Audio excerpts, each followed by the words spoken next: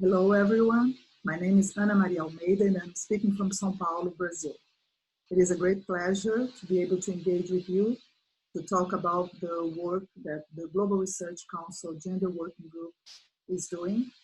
And I'd like to thank Elizabeth Politzer and the other organizers of the Gender Summit for this opportunity.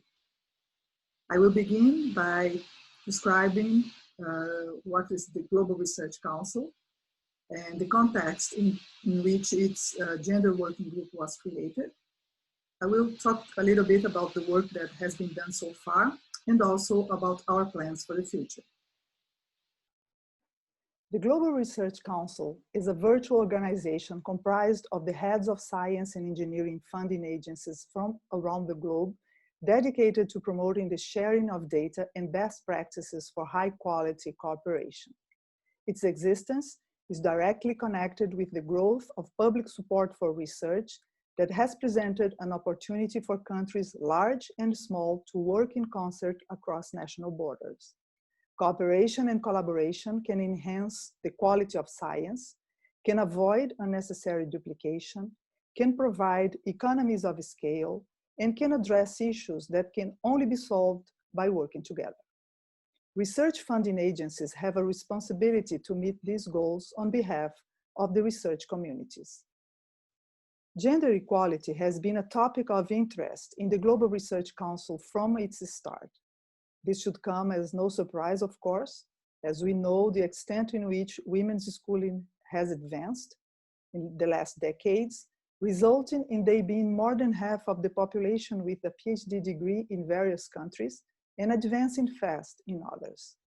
These highly skilled women are thus prepared and eager to contribute to the collective effort that constitutes science.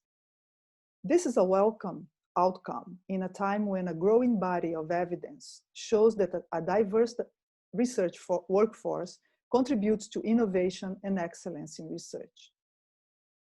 Yet, women are still a minority in some fields. They do not progress in their careers as fast as their male colleagues, nor they arrive in leadership positions in the same proportion. Studies have shown that the organization of knowledge production can be held responsible for this situation, at least to some extent, since women seem to face specific obstacles to fully participate in the research endeavor. As the funding agencies play such an important part in shaping the ways in which knowledge production is organized, it seems quite natural that gender inequality would capture their attention and invite action. The GRC, Gender Working Group, is the material result of this concern. It was born out of the vision that the future of science lays in the capacity of the funding agencies to contribute to attracting and retaining the best talents in all their diversity. This view was shared among the GRC participants and was registered in a statement of principles endorsed by the Global Research Council in 2014. In endorsing it, the participant agencies agreed that it was their role as science granting councils to contribute to advance equal opportunity in research and to develop mechanisms that encourage people from all backgrounds to pursue scholarly and scientific careers, contributing thus to research excellence. What would be the best way to carry on this mission? To help answering this question, following the 2014 annual meeting, the Research Council's United Kingdom, now called United Kingdom Research and Innovation, UKRI, and the Science and Engineering Research Board of India commissioned a survey report on the gender equality policies and practices of a selection of GRC participants. This report was presented at the Global Research Council annual meeting held in Delhi in May 2016. The research funding agencies acknowledge that the national environments in which they operate increasingly include expectations or requirements in relation to equality and diversity. They recognized that while on a national scale, this meant that policies are often focused on ensuring fair and open access for all groups in a society. In a research context, this idea needs specific elaboration and may be expressed as the ability to attract and retain the best talent into research.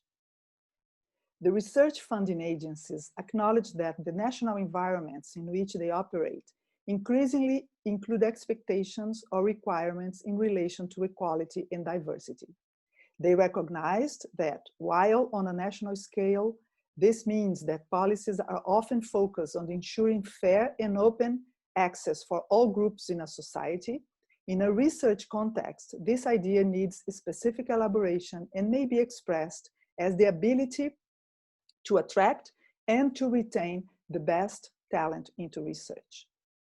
At the same time, the participant research funding agencies acknowledged that there is growing evidence that a diverse research workforce is essential to advance science, and also that integrating equality concerns in the research design leads to excellence and higher quality in outcomes, makes research more responsive to social needs, more open to new ideas, and increases innovation. In the 2016 annual meeting, all GRC participants endorsed a document called Promoting the Equality and Status of Women in Research, which was framed as a statement of principles containing 10 actions, which recognized that in order to address the equality and the status of women in research, and in turn to change and improve research systems, two aspects needed to be considered. The first one is the promotion of women in the research workforce, taking into account the long-standing dominance of certain demographics in academic culture and the historical obstacles to their participation within particular disciplines and fields of knowledge and research. The second one is the integration of the gender dimension in research design and in the analysis of research outcomes. In this meeting, a gender working group was created to assist with this mission. The activities and strategic planning of the group have since been guided by these two overarching considerations. A call for action was one of the results of the annual meeting of 2018 held in Moscow. GRC participants declared themselves custodians and advocates of the Statement of Principles subscribed in 2016. It was decided that gender would become a cross-cutting theme in regional meetings going forward, that each GRC participant organization will define a champion for gender working group. Besides that, it was decided that the Gender Working Group Action Plan for 2018 and 2019 would include the production of effective practice case studies and a better understanding on how the participant agencies were dealing with gender inequality by expanding the work on data. During the 2018 year, sessions on gender in research were part of all regional meetings. In the Americas meeting, held in Antigua, Guatemala, in the Asia Pacific meeting, held in Tehran, in the Europe meeting, held in Vienna, in the Middle East, Northern Africa meeting in Cairo, and finally in the Africa meeting in Abidjan. A case study booklet was prepared during this year.